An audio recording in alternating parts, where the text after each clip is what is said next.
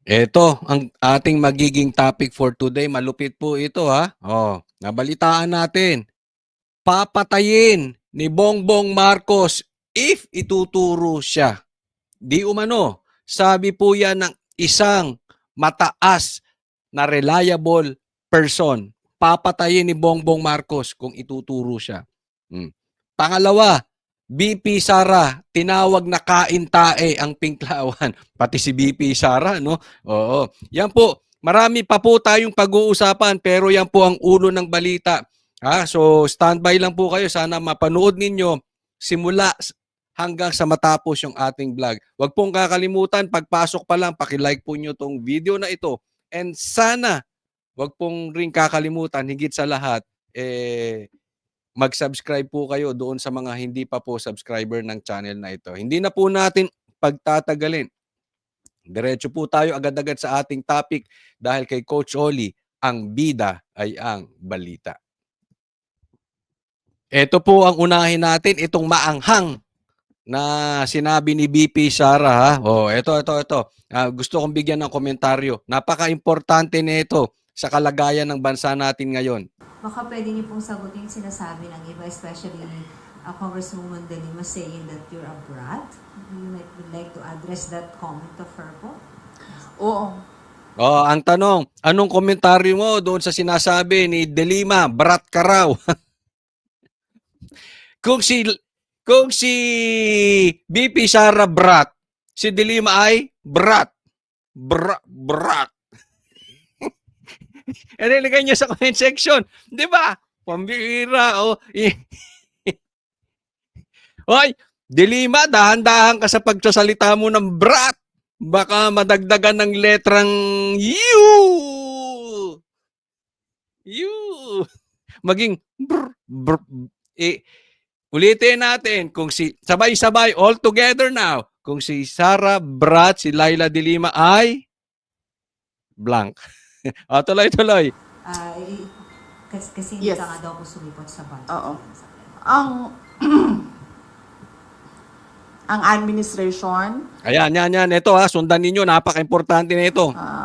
and that is led by Malacanang Palace, Si Bongbong Marcos sa ang panguna. Makabayan, ang Akbayan, ang Simula kay Bongbong Marcos, papunta sa Makabayan at Akbayan. Ito ba talaga Makabayan, puro sila bayan-bayan, talaga ba para sa taong bayan o para sa komunista? Nagtatanong lang tayo. Wala tayong hindi natin sila pinagbibintangang komunista. Para ba talaga sila sa bayan o para sa bulsa? Itong Akbayan, Makabayan. members of the Liberal Party, Nako, Liberal Party. Alam na natin yan. yung mga pink and yellow. Nako, Pinklawan. So, may ano yan, ha? And sabihin na lang natin yung sixth category, all others. Meron yan silang narrative about Inday Sara. Kung napapansin nyo, paulit-ulit lang yan na sinasabi nila. Kung ano yung, at pansinin nyo din, kung ano yung lumalabas sa bibig ng Malacanang Palace, susunod yung kanilang online service providers sa news. Nako, pati media, tinamaan. Kung ano sinabi ng Malacanang, yung kanilang online service providers sa news, mainstream media. Whether it be fake news, bloggers, totoong news. Yung totoong news, mainstream media. Mainstream media, pakilagay po sa comment section. Sino ang mga tuta ni Bongbong Marcos na mainstream media? Mukhang alam nyo na. Or trolling, pare-pareho yung narrative nila. At pansinin nyo, lahat ng lumabas na mga articles, isa lang yan. Sinasabi nila, number 1, pro-China. Mm-hmm. Number 2, brat. Mm-hmm. Number 3, lukaret, crazy. At Impeachment.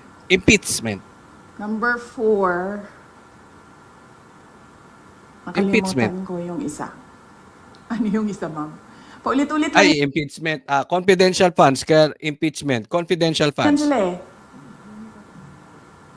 At confidential fund. Yan. Okay, ang sinasabi dito ni VP Sara ito. Ito, sa Malacanang, parang may group chat. Ang nandiyan dyan sa group chat, parang Makabayan, Akbayan, Liberal, Pinklawan, and others. No. Kaya nga dito sa sinasabi ni VP Sara, dinediretso na. Yung mga galit dati kay Bongbong Marcos, ngayon kinakain na yung tae ni Bongbong Marcos. Bakit? Isinuka na nila yan si Bongbong Marcos eh. Itinain na nga nila yan. Tinawag pa nilang magnanakaw yan, diktador yan, pamilyang yan, corrupt, etc., etc. Pero ngayon, ang command nanggagaling sa Malacanang. Tapos ibinabato sa lahat. Mahalata nyo naman eh. Sa bawat grupo kung asa ng direksyon nila. Ito, iyan po ang direksyon. Kabisadong-kabisado po natin yan. Dahil kitang-kita, hindi ito matatanggi ng dilaw. Hindi ito matatanggi ng Pinklawan, ng liberal, etc. Talagang sunod-sunuran sila sa gusto ni Bongbong Marcos. Ito ang sinasabi sa kanya, brat, confidential funds, lukaret, at saka ano pa yung isa? Ano pa yung may binanggit pa siyang isa eh? Well, anyway, mamaya balikan natin. Ilustay. Ayan, Yan. Lustay. Pro-China, Ayun, pro-China, pro-China. brat, luka-luka, Mhm. at confidential funds. 4 lang yan. Pansinin nyo, inuulit-ulit nila yan. Mhm. Hoping siguro na one of those will stick No, didikit. sa image or sa reputation para makasira sa akin. Ito lang masasabi ko, sasagutin natin isa-isa yan. Confidential funds. You know, halata ng taong bayan kasi magkano lang ang confidential funds ni BP Sara compared kay Bongbong Marcos. And yet, hindi masilip na itong mga tuta ni Bongbong, tawagin na lang natin mga tuta, itong mga kaintae. Ito, hindi masilip nitong mga kaintae ang confidential funds ni Bongbong Marcos at saka ni Tambi. Sa kanya ay sinisilip. Doon, pagdating naman doon sa Bratinela, palagay ko ang talagang dapat na tinatawag na brat ay si Laila. Alam nyo na kung bakit. Kung bakit brat si Laila. Ano pa yung isa? Lukaret. Ako palagay ko makaka-relate dito ang taong bayan. I really don't care kung lukaret si BP Sara or hindi. That is not issue for me. Kasi may mga bagay-bagay na basta hindi apektado trabaho, walang problema. Halimbawa, si PRRD. Sinasabing babaero si PRRD, sinasabing mangkanor. Who cares? Matagal nang tanggap ng Davao yon. Di ba? Sa akin, hindi ko sinasabing tama maging babaero. Ang punto lang natin dito, sino bang virgin dyan sa mga politiko? Di ba? Ang importante, yung trabaho nagagawa. Hindi nagmamalinis. Hindi itinatago. Di ba? Kung ayaan ay personalidad ni Sara na lukaret, wala namang perpekto. Sino ba ang perpekto? Si De Lima. Sige nga, ilagay nyo anong sakit niyan si De Lima. Si Bongbong Marcos, anong sakit niyan? Di ba? Si Tambi, anong sakit niyan? Ang tanong, yung weaknesses ba ng mga taong ito, apektado? Halimbawa, ang sakit mo, pera, magnanakaw ka. May mahirap yun. Ang sakit mo, adik ka. May mahirap yun. Di ba? Pero kung ang sakit mo, babaero, basta huwag ka manggahasa. Hindi ka gumagawa ng illegal. Kaya hindi, pansinin nyo, yung mga binabato kay BP Sara, hindi dumidikit. Di ba? Pero, isang salita lang niya ng Tambi, dikit hanggang ngayon. Pagsabi ni PRRD na si Bongbong Marcos, bangag. Dikit hanggang ngayon. Bakit? Hindi niya kayang patunayan na hindi siya bangag. Hindi, takot siya sa drug test.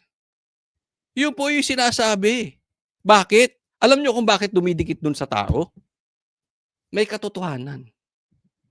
At the same time, affected yung pamumuhay ng mga Pilipino. Yun yung kaya dikit.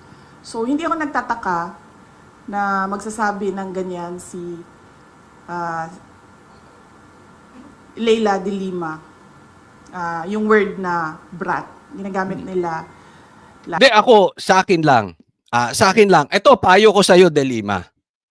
Tawagin mo na siguro ng kahit ano si BP Sara, pero wag lang brat. Kasi baka madagdagan ng letra, babalik sa'yo. Pwede mo na lang sabihin, spoiled.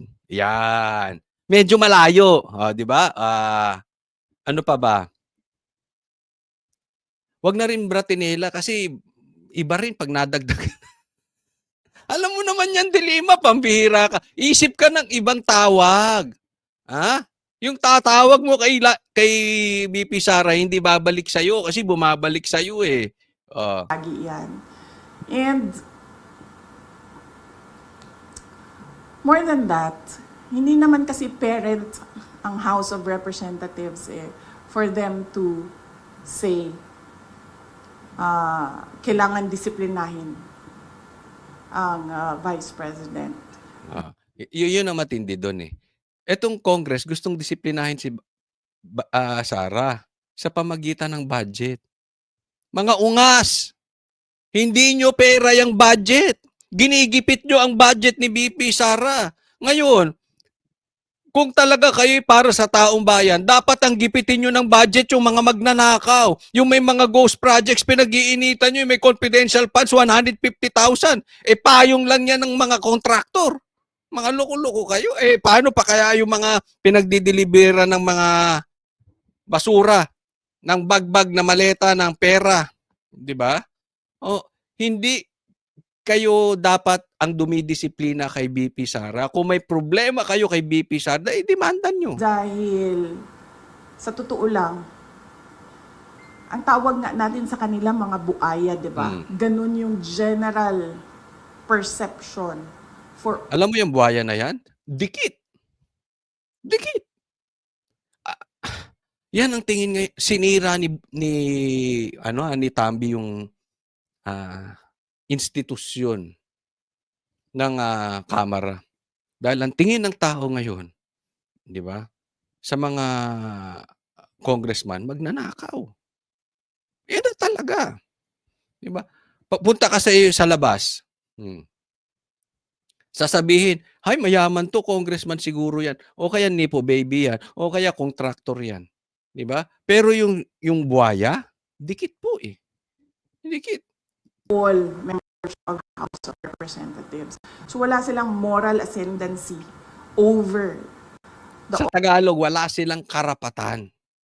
Wala. Parang sinasabihan na, kayo mga Pilipino, huwag kayong magdodroga. Pero sila adik. Ganyan po. Well, anyway, yung Congress, together with the Pinklawan, sila talaga ang number 1 mga hypocrites ng Pilipinas. Yan na lang eh. Hindi nila matayuan. They cannot explain. Di ba? Sa kabila ng nakawan, hindi nila mapag-resign si Bongbong Marcos dahil uupo si BP Sara. Ang hirap na sitwasyon nila, no? Oo. Delima nila yan. Delima nila yan. Ha? Di ba? Kahipokritohan yun.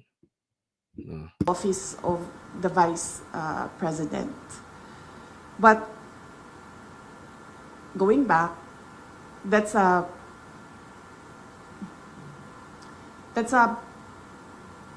messaging narrative of anti-Duterte. No, not anti-Duterte. Anti-Sara Duterte. Messaging narrative nila. Nasa message board yan nila.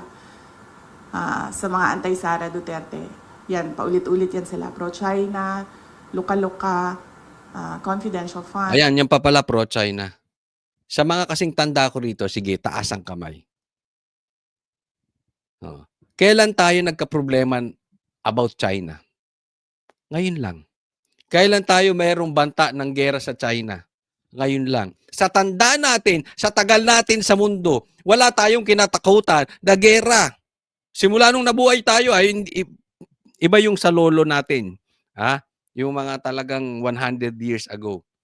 Pero for me, 50 years, wala akong kinatakutang giyera. Ngayon lang. Bigla tayo may away sa China. Pambihira, di ba? Kasi idinidikit kay Sara, kaya lang hindi dumidikit eh. At brat. Ang problema kasi sa messaging nila, Ito, may problema sa messaging nila. Yan ang gusto nilang optics. Ha? Pag-iisipin ko kayo. May problema doon sa messaging nila. Ano sa tingin ninyo? Ito ba? Pakinggan nyo si Sara. lang sabihin kasi baka matuto sila sa akin, ma'am. Ayoko, ma'am. Pag sinabi ko, then matuto sila, and then makaisip sila ng bago. Wag na. Alam mo problema daw sa messaging nila? Kaya sige, kasi may problema eh. Yan ang messaging from Malacanang to Akbayan, to Makabayan, to Liberal, to Pinklawan, to Dilima, to others. Confidential funds, pro-China, Lucaret, at saka ano pa ba? Yan, confidential funds. Yan ang mga pinagbababanggit. Di ba? Pero hindi epektibo. Ako sa tingin ko bakit hindi epektibo? Malinis eh. Wala silang maibato talaga kay BP Sara. Kasi isipin mo, kung si BP Sara magnanakaw, ang dami na, with all their intelligent funds, with all their power, ang dami na nilang pwedeng ibato kay BP Sara. Wala silang maibato kung hindi confidential funds, pati yung China binukas para kay BP Sara. Wala di ba? Kaya ang hirap eh. Pansinin nyo si Kiko Barsaga. Walang maibato sa kanya. Ang tagal na. Di ba? Alam naman natin, style ng gobyerno yan. Babatuhin at babatuhin, hahanapan ka ng butas. Walang mahanap na butas. Yung mga picture ng babae, hindi tumatago sa Pilipino kasi wala silang pakialam dyan eh. Wala namang connection yan sa taong bayan. Di ba? Same thing with BP Sara. Kasi wala talagang korupsyon. Yung confidential funds na yan, walang naniniwala. Naninakaw ni BP Sara, wala po. Tingnan nyo po, yung ito, itong sinabi ni BP Sara, pakita ko sa kanyo, this is very important. Ito, sinabi ni BP Sara, kung napapansin nyo, kapag tatamaan na talaga ang Office of the President sa investigasyon, ay biglang namamatay yung investigasyon. O nawawala, nalilibing, nalulubog yung investigasyon. Yan po yung sinasabi nating matagal na po dito. Tama po si BP Sara eh. Pinapatay ni Bongbong Marcos yung investigasyon pag maituturo na siya. Malaking halimbawa, kung paano nila hinayjack itong investigasyon sa Senado. Biglang nagbaligtaran at naging Senate President etong si Tito Soto na napakaganda naman ng ginawa ni Chis Escudero, napakapatas niya. At dahil dyan, nilagay niya si Marcoleta as Blue Ribbon Committee chairman. Pero napatanggal dahil kay Tito Soto, tapos naglagay siya ng walang alam sa batas, hindi marunong mag-imbestiga na si Lacson. Kaya nagkaloko-loko. Bakit? Kasi malapit na, matutumbok na si Bongbong Marcos. Ganyang pumatay si Bongbong Marcos. Yayariin ka. Kaya nga maraming takot magsalita eh. Dahil nakikita nila na powerful si Marcos. Pag matutumbok na siya, namamatay bigla yung investigasyon. Tapos, pumalpak si Lacson. Pagpalpak ni Lacson, nag-resign. Pero kasabay ng pag-resign niya, pinatay niya, pinospone yung investigasyon. Ngayon, gusto nang tigilan na yung investigasyon sa ghost projects. That is very obvious. Na talagang si Bongbong Marcos is guilty. Naalala niyo yung sinabi ni VP Sara? Kaya yung narrative nila, may kulang doon sa gusto nilang palabasin yung gusto nilang optics. Bakit? Si Bongbong Marcos kasi takbo ng takbo. Kaya nagmumukhang guilty. Si VP Sara hindi po. Hindi siya tumatakbo. Bakit? Malinis eh. Sige, imbestigahan nyo. Malinis. Si Bongbong wala. Ako, talagang dyan eh. Kaya nga sabi ko sa inyo, pansinin mo ang ICI, ang Ombudsman, ang Senado, ang Congress, lahat nililigaw sa mastermind. Kaya yan ang matutunan natin mga banateros, banateras, mga DDS, lagi nating isisigaw. Doon tayo sa mastermind. Ang problema, mag-iingat tayo sa Trojan horse. Posibleng papasukan tayo ng kalaban. Kunwari, kakampi natin, pero kalaban. Madali namang malaman yan. Bakit? Nilalayo tayo sa mastermind. Tingnan po natin itong next. Tingnan nyo itong isang kalokohan na ito. Ito ay isang panliligaw din. Pakinggan natin. Ayon kay Congressman Duterte, ito ang biggest joke of the century o pinakamalaking biro umano sa siglong ito. Lumutang ang issue ng tanungin si Palace Press Officer Undersecretary Claire Castro kung maaari bang maikonsidera bilang state witness si Congressman Romualdez. Sagot ng palasyo, depende ito sa magiging salaysay at ilalahad ng kongresista, gayon din sa rekomendasyon. Ayaw nyo pang diretsuhin, depende raw. Magiging state witness. 'Di ba? -1 na sila. Kasi pag ginawang state witness to, hindi to makukulong, hindi mapaparusahan. Grabe ang ebidensya laban dito. Nakita nyo kung paano nila nililigaw sa mastermind? Nilalayo nila. Kasi pag si President Marcos, they need to protect Tambi. Kasi after Tambi, sino ba yung next highest? O yung highest office of the country na may hawak ng budget? Si Bongbong Marcos di ba? Ang ituturo na ni Tambi si Bongbong Marcos. Walang Tambi kung walang Bongbong Marcos. Kaya they have to protect. Kita mo ngayon, kinwestiyon si Diskaya na nagsabi patungkol sa involvement ni Saldico at ni Tambi, hindi makakuha, pinagtalunan pa ni Lacson, ni Boying, at saka ni Marcoleta kung bibigyan ng state witness. Ayaw nilang payagan na protektahan sa pangunguna ni Marcoleta etong si Diskaya. Gusto ibalik muna yung pera. Ito si Tambi, pambihira. Biglang kinukonsider gustong gawing state witness. Talagang biggest joke. We are on a circus right now. Our government in a circus. Kaya sinasabi ko sa inyo mga kababayan, ito talaga si Bongbong Marcos. He is not serious about solving the problem. Marcos is running away from the problem because he is the main problem. Kaya po ganyan lahat Kita mo kung paano nila ginagago mga Pilipino. Itinuturo siya ang may hawak ng budget. Alam niya ng mga congressman. Tapos gagawin yung state witness. Ang state witness, dapat sila yung less guilty. Hindi mastermind. Pambihirang Pilipinas to. Lokohan na ata nangyayari sa bansang Pilipinas.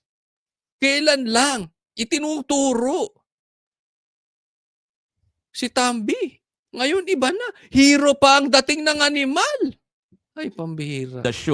Ng Department of Justice at magiging desisyon ng Korte.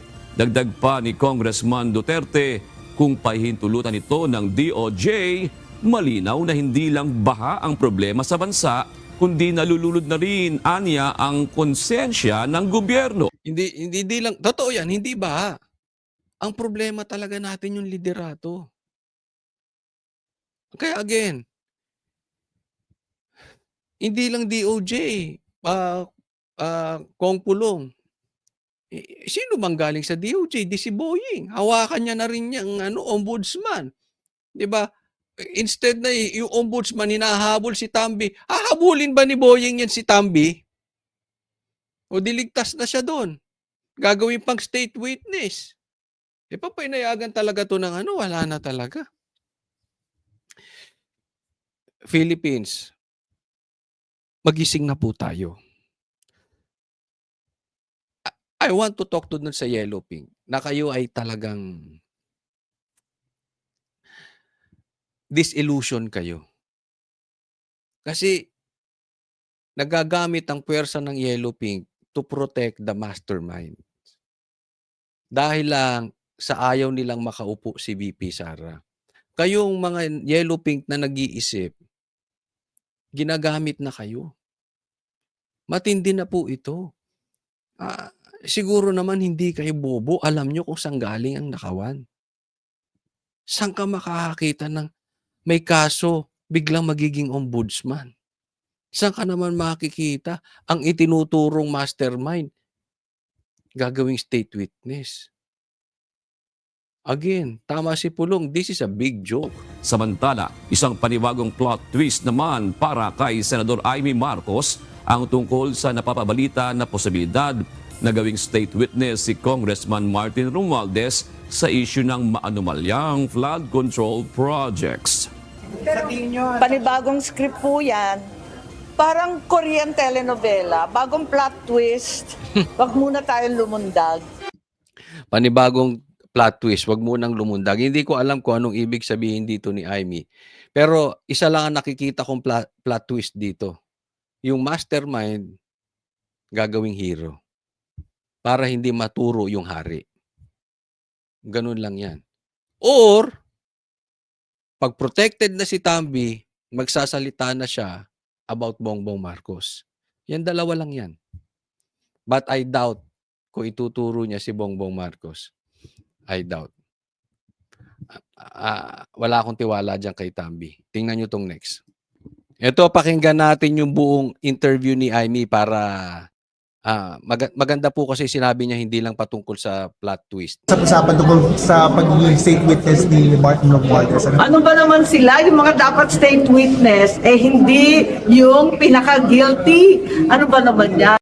Kita mo? Isipin mo, hindi abogado alam yun. That is basic. Kahit grade 2 ka, siguro alam mo na yan. Hindi mo kailangan maging abogado. Or siguro first year high school, first year college of law, alam mo na yan. 'Di ba? Hindi ka pwedeng state witness, ikaw yung pinaka-guilty. Talaga naman na tinutumbok ng sangkatutak na ebidensya na sa Kongreso nagmula ang iba't ibang kalokohan. Kaya Ito talagang napapaisip. Si Amy, alam yung kabulastugan ni Tambi. Yung kapatid niyang presidente hindi alam? Niloloko niyo ba kami? Yung anak mo na congressman na nasa kasama ni Tambi, hindi alam yung pinaggagawa ng tiyuhin niya? Samantalang, alam ni Amy? Hindi ba kayo nagtataka? Ito ay malawakang takipan. Kaya naman, Amy, I think it's about time you call out for the resignation of your brother. Kasi naniniwala ako, alam mo ang totoo. Alam mo ang patungkol sa sinabi ni PRRD kung siya nga ay bangag or hindi. Alam namin kung totoo, alam namin na alam mo kung totoo na isa sa mastermind yung kapatid mo. Total, tumutulong ka na lang. Totohanin mo na. Wag lang for political purposes. Diba? Hindi po pwedeng alam nung isa, hindi alam nung isa. Ano yun? Kalokohan naman ata yan. Kinakailangan suriin natin maigi, pambihira naman, magbibida-bidahan pa ngayon. May mensahe kayo sa ICI. Sorry? Mensahe niyo sa ICI. Ay, hindi ako nakikialam dyan, independent daw sila. Daw. Oh, yung ICI, ayaw ng televised na investigasyon. Tingnan mong kalokohan. Tapos, biglang lalabas si Tambi as state witness. Yung dapat iniimbestigahan, yung dapat ay mastermind, iniimbestigahan ng pasikreto ng ICI. Paglabas, state witness na ang pinagsasabi. Ma'am, si Romualdez, winning daw siya na i-publicize yung kanyang salin kung utusan siya ng ICI. Eh, wala namang problema yung salin. Ang tanong, totoo ba yun? Yun ang tanong doon. Ha? Oo. Yung salin, okay yan, kung totoo. Di ba? Ang dali ipapangalan. Yung kapitbahay nga namin biglang yumaman, sobrang yaman. Ha? Parang kasing yaman agad na magtataka ka baka yung iba, tinatapon-tapunan ng 'di ba? Alam naman natin 'yan, yung bahay, yung papangalan sa kung kani-kanino, 'di ba? Totoo bang yun lang? Ma'am, what do you think is the reason behind bakit umarap siya sa ICI? Anong nakikita niyo dito? Hindi ko alam. Pero tingin niyo, Panibagong script po yan. Parang Korean telenovela. Bagong plot twist. Wag muna tayo lumundag. Eto yan. Bakit mapapansin nyo? Bakit may clear? Bakit confidential ang investigasyon sa ICI? Weakness yan ng magpinsan. Alam nyo kung anong weakness nila? Hindi sila marunong. Mabagal ang utak, hindi marunong magsalita. Pag ginawa mo yung televised siyang ICI, hindi makakasagot yan si Tambi. Malalaman ng taong bayan, instead na inimbestigahan nyo si Tambi, prinotektahan ninyo. Kasi mapapanood ng taong bayan itong ICI, this is a tactic of Bongbong Marcos na kaya niya ginawa yan, mag-iimbestiga ang ICI, ginamit ng Congress, o itigil na natin ang investigasyon sa flood control projects, dyan sa ghost projects, ICI na lang. Kasi sa Congress, televised. Magkakautal-utal yan si Tambi. Sa Senado, ganyan na rin ang gusto nilang gawin. Itigil na yung investigasyon sa ghost projects, total may ICI, iba to na lang doon. Magkakautal-utal sila kay Chis Escudero, kay Cayetano, kay Marcoleta, at kung sino-sino pang magagaling na abogado dyan sa Senado. Kaya pinahihinto dahil may ICI. Anong problema sa ICI? Magic! Itong ICI circus. Sikreto. Di ba? Malay natin kung ang daming pera niyan si Tambi, hindi po natin pinagbibintangan mukhang pera itong ICI. Pero may magic diyan. Di ba? Nakita nyo kung paano nila manipulate? Pati si Bongbong kung sakaling hindi siya makakasagot Kaya nga mayroon siyang clear. Pansin nyo, hindi makaharap si Bongbong Marcos sa press con. Walang alam Pag humarap yan, walang sinabi ko hindi utal-utal. Wala siyang matinong sagot. Ang purpose ng ICI is the same purpose of Claire. To protect yung mga taong hindi kaya magsalita. Di umano. Di ba? Ma'am, hindi mataas ang expectation mo na may magagawa yung ICI to address itong flood control. Yan, naniniwala ko sa mga members ng ICI, wag lang tayo magpaandar sa kung ano-anong gimmick dyan.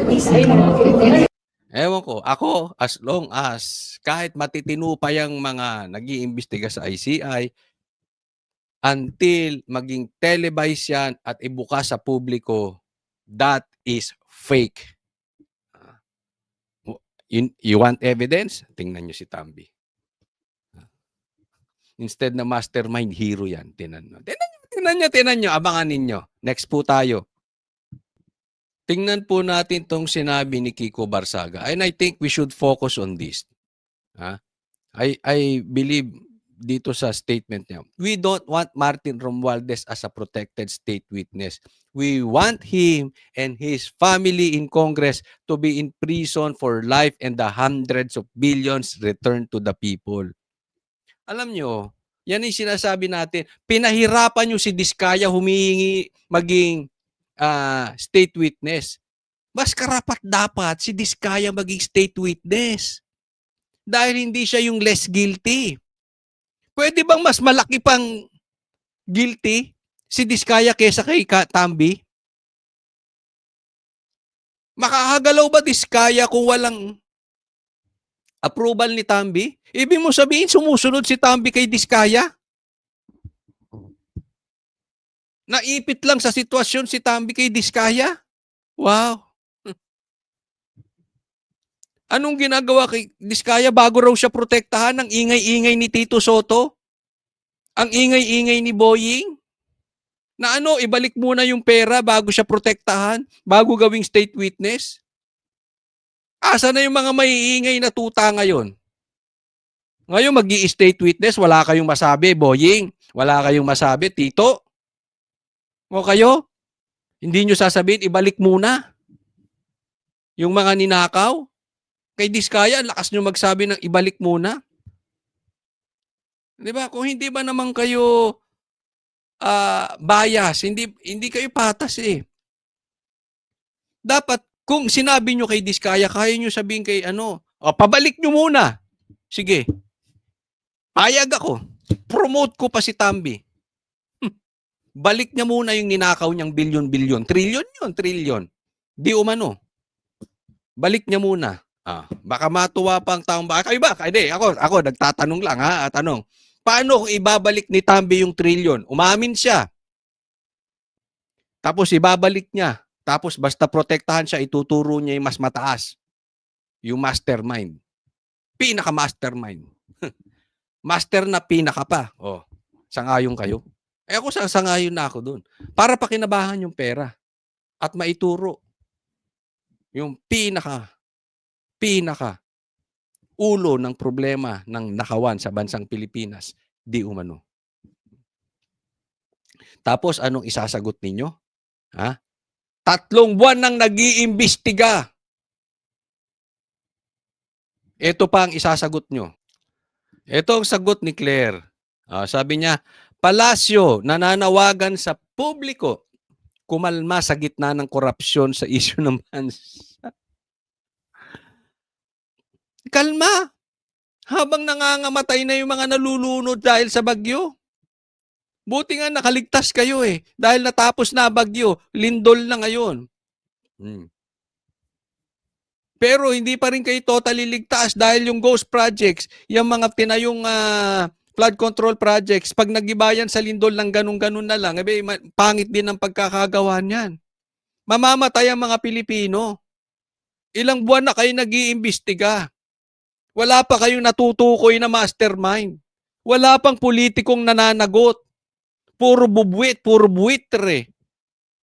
Tapos sasabihin mo sa Pilipino kumalma?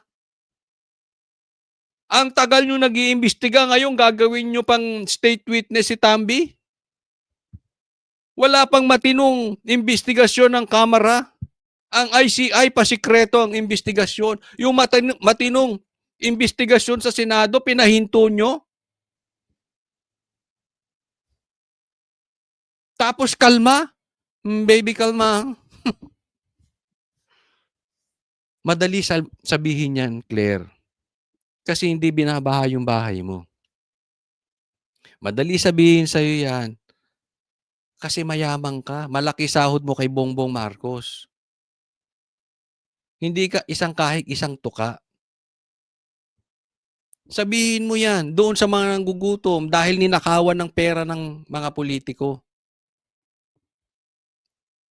Napakawalang puso nyo. Sa gitna ng paghihirap ng Pilipino. Yan lang ang kaya niyong sabihin? Ayaw niyong bigyan ng solusyon? Ito ang nangyayari sa bansa, malapit nang matumbok ang mastermind. Yung gano'n ba? Yung excited ka, gumising ka na bukasan. Kasi ako ganyan paggising ko eh. Tapos magdasal-dasal konti, basa konti-konti, pasok na ako sa balita. Yung excited ka ba na? Malapit nang matumbok ang mastermind. Pambihira, iba yung nababasa eh. Yung mastermind naging state witness. Wala bang excitement na sa mga Pilipino na meron tayong patutunguhan yung malapit nang matumbok at masusolusyonan na yung problema sa korupsyon? Tapos magsasalita ka ng kalma, wala kang puso talaga, Claire. Sa bagay, malaki nakita mo kay Bongbong Marcos eh.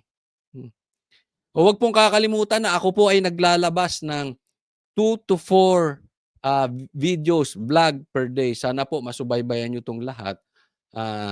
And ako'y muling nagpapaalala doon sa mga hindi pa po subscriber ng channel ko. Eh baka konting lambing, baka pwede kayo makapag-subscribe. Maraming salamat po sa mga sumubaybay at sa nanood nitong vlog na ito. God bless you. Kita-kits po tayo ulit.